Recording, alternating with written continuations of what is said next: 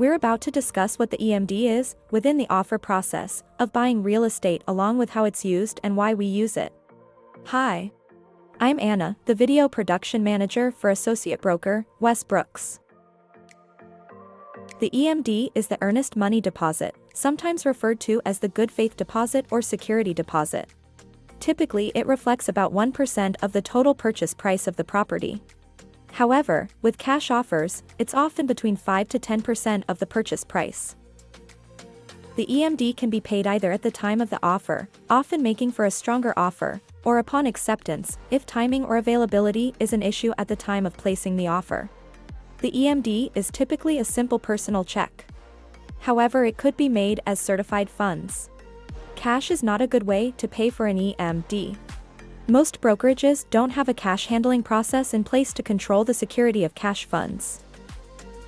The EMD is held in an escrow account, either by the buyer's broker or title company. These funds are applied directly to the purchase of the property at the closing. Some consider these funds as their down payment, however the down payment is typically more than just the EMD. However, the EMD is part of the down payment.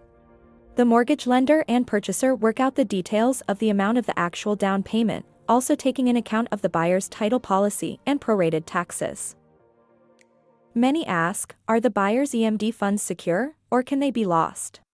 There is a risk of loss of the EMD if the buyer ignores due diligence in the process or the buyer simply decides to not purchase the property for a non-contractual cause.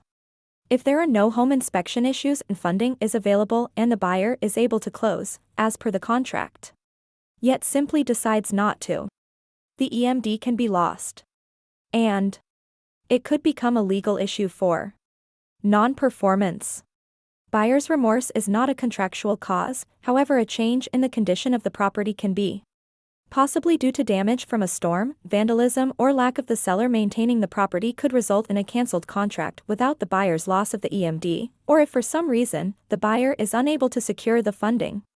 If the buyer finds themselves unable to complete the transaction, a mutual release is signed by all parties, and the EMD is refunded to the buyer. If the buyer is found not following the contractual duties such as ignoring timelines or acting non-responsive to the actions needed in order to close on time, the transaction may fall out of contract and the seller may receive the EMD for lost time on the market and expenses that the seller may have incurred during the off-market period. This is why it's important for all parties within a transaction to use due diligence and understand that time is of the essence. We would like to thank you for viewing our video today.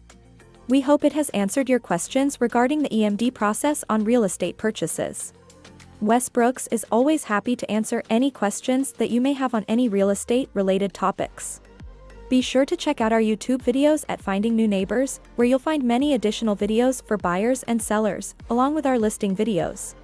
You can reach Wes Brooks at findingnewNeighbors@yahoo.com or call or text 248-701-7660. So, let's get started at Finding New Neighbors.